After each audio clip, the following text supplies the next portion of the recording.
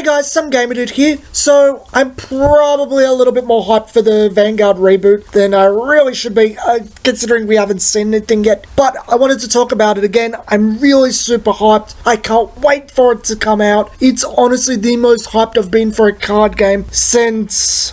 wow. The last time I was genuinely hyped for a card game was probably Vanguard during the Limit Break era, so that's quite a long time ago now. But today I wanted to discuss things I think need to happen with this reboot. Things that are for, I hate this phrase, but the greater good. Things that I think need to be in place for the game to remain healthy, for it to basically support its player base and not repeat the mistakes of the past. These are 5 things I think Vanguard needs. Number 1, when second wave of support happens, so everything is getting support once a year, so the next year, be generous with the reprints. In Vanguard, cards don't stay in circulation very long. You get one initial printing that covers the pre-orders for the stores, a little buffer, and then down the road, a little reprint. It's not a big thing, and it means as soon as something's out of circulation, unless you can find someone with it, it's gone. So, if you're supporting something later on and you don't do the reprints, well, anyone coming on now is either going to get saddled with this crap, because it's going to be crap to them, they can't play it, or they have to go out and spend an arm, a leg, another arm, and a kidney to buy it all. Because the Vanguard got expensive thanks to the G units, but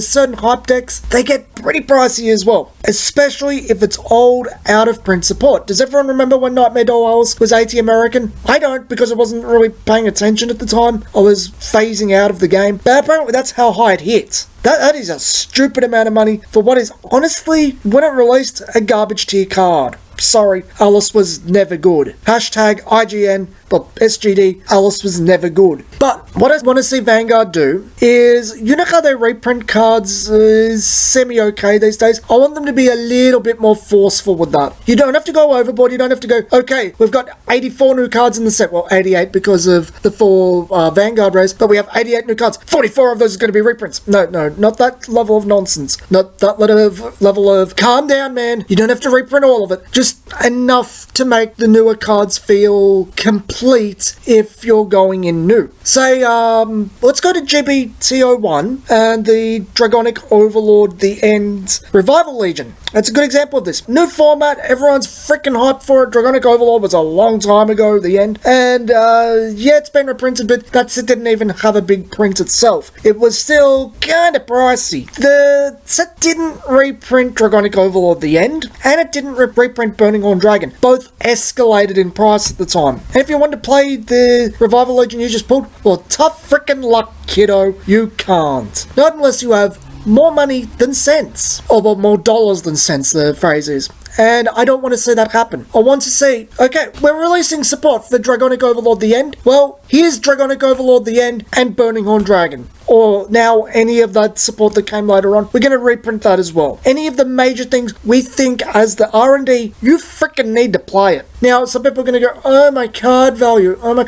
Well, guess what? If something really didn't stay in the meta and gets support later on, it wasn't valued highly anyway. So, oh my spike, it didn't happen. I don't get to sell my $2 Alice's for $80 or my, what was it, $2 and Baku's for some stupid amount. Because I do remember that one spiking. Yeah, don't care. Your card was valueless anyway at the start of this. Yeah, I don't care if it remains valueless. A lot of Vanguard's older cards are valueless. I don't care if you don't get to suddenly profit off them, because I want more people to be able to play things. So, bottom line, reprints need to happen more frequently. Things people need to be out there, especially if they're rare or above, or staple and above. This is something I actually think is a real positive recently, how they're reprinting the Stride fodder. It was a nightmare to get my Nickies for my Aquaforce decks. I like seeing that there's more out there. I want to see more of things people need out there. And when you make support for an older deck and make the deck still need the older cards, reprint those older cards. Yep. So that's point number 1. Point number 2 is keep sets the way they are. The way they are right now is, well, not the way they are right now, the way they'll be in VBT01 is very good. The triple rares, not hard to pull. The double rares will probably remain valueless because they're close to valueless right now. They'll probably remain that way. The Vanguard rares, not terribly annoying to pull. Honestly, 25% chance of a specific one per box, I ain't bitching. It's not that big a deal. And the only real concern I have right now is those, what Japan calls Origin rares, I think it is. The reprints of older cards with new effects don't become staples. As soon as those Origin rares start to become staples, which interestingly enough are not mentioned in the English breakdown on the website, which is very interesting. They're only mentioned in the release information. As long as those don't become staples and necessary, I think we're pretty good. I don't think the triple rares will be very expensive at what is essentially a 37% chance of pulling a specific one per box. The very rares, well, the Vanguard rares, sorry, 25% chance per box. There's only 4 types. They're not going to be very hard to get, at least in my opinion, and the rest are parallel rares, or these are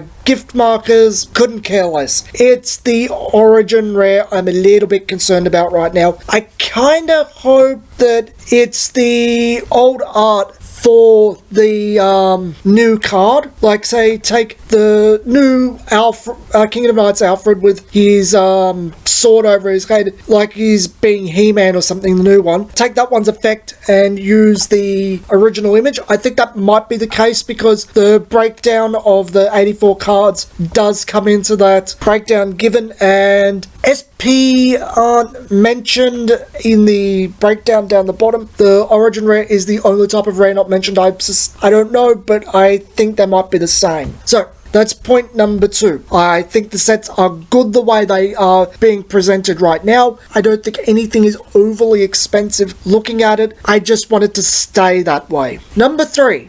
And this is important because it's always been a problem in Vanguard. Keep the power levels of each clan close together, fairly close, to promote a diverse meta. This is a problem Vanguard's had since day one. It's never really had a truly diverse upper echelon of play. It's more or less 1 to 3 clan metas, and it's always been, I love this term, kind of a shit show. I really love the term shit show, apparently.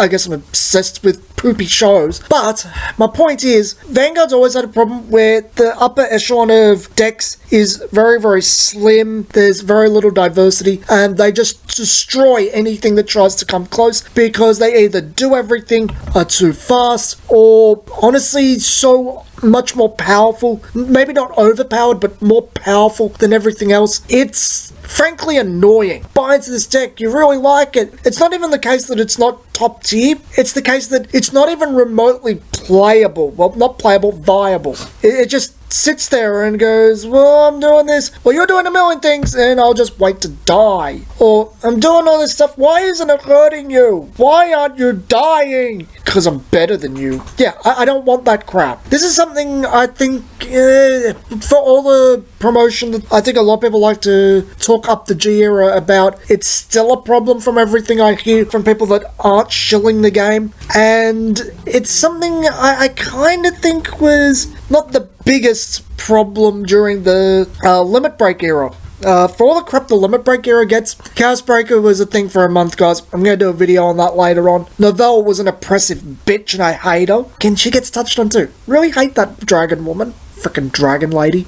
And other than that, it was more or less just Revengers were better than everyone else, but everyone else did stand a fighting chance. The first 2 blocks, this was not the case. Kagero, Royal Paladin, and to some extent, Oracle Think Tank just walked over everyone when those were pushed to the side. It was really a case of the Blood and, well, Narukami, and maybe, was Link Joker out then? No, that's Break Ride. Narukami was kind of it. This 3rd generation, the Break Ride, was as diverse as I think this game could possibly get without pulling some clans' arms behind their back. I want to promote this diverse meta. Number 4, because we're on to point 4, we're nearly finished. Keep clan identity in mind. This is something I think is being done very well with force triggers not going to everyone, but I want to see more clan individuality, more clan identity. I don't want to see things going, well, I do this and you do it slightly differently. The outcome's the same. We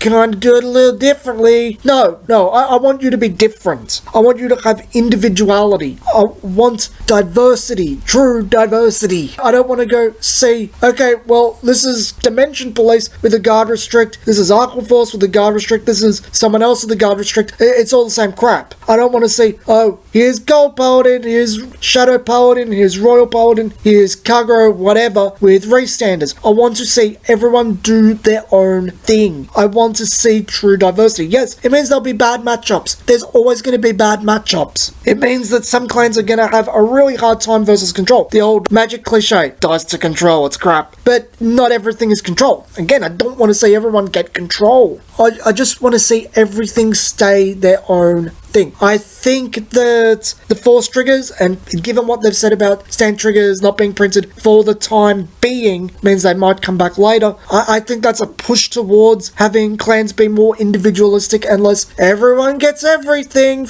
Individuality is what I think is necessary for a card game, because when you have true diversity, which is what's said 5 to 8 decks in a meta, that's the point where people don't get bored of your crap, and it's no longer an arms race. It's more enjoyable, it's more, I guess, laid back and fun, and there's a lot that I really just think all games gain from true diversity. It keeps people playing, for better or worse. Anyway, that's point number 4. Keep clan identity in mind. It's going to be hard. It's probably not possible, but I want it to happen. Number 5, my final point. Don't make cheaper grade 3s garbage. Make them able to produce different decks to promote diversity. This is my diversity point. My point is, in the old game, and it's true for quite some time, and I believe even now, if you do not have the most expensive grade 3, or I guess now G units, you're boned. You're absolutely stuffed. You damn well know you are not playing with an optimized deck. It's not fun because the cheaper cards have their hands tied behind their backs. They're made to be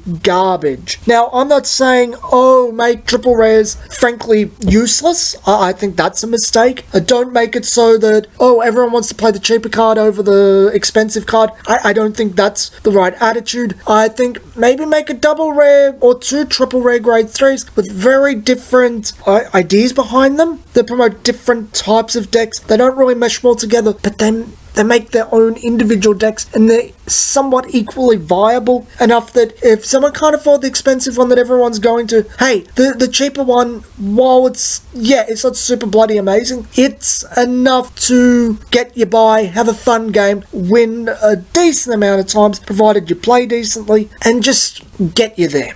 Vanguard's nearly touched on this a few times, but they've always been kind of short of hitting it. With the importance of grade 3 coming back, I think this is more important than ever. You don't want to set one meta where basically the whole meta is Dragonic Overlord, Alfred. Well, we already know that this probably won't be the case because we know that this is based on the manga, and Imperial Daughter exists. We know that Amaterasu exists. Again, manga Kamui will be playing Perfect Riser. We know that Asura Kaiser's in here. But I want this diversity. I hope these grade 3s with Nova Grappler and Oracle Think Tank set a trend where the grade 3s aren't really compatible in the same deck, but they promote and produce their own decks. I want to see this happen. I want to see, out of set 1, I want to see 8 different decks, 2 per clan. I want to see that both Amaterasu and Imperial Daughter, both Asura Kaiser and Perfect Riser, whatever Kagero gets, whatever Royal Paladin get, I want to see them all be incompatible with each other. I want to see them produce their own decks. Anyway, that's point number 5. I want all grade 3s to be useful enough to promote their own decks so that there is diversity. No more of this bullshit, it's a standard, common or rare. It just gets limit break plus 5,000 when it attacks against, plus 2,000 on any circle. None of that bullshit. Just straight up do something. Do something viable. Do something fun. Anyway, this has been Some Gamer Dude. They're my hopes and dreams and ideological nonsense for Vanguard V. I'll talk to you guys next video.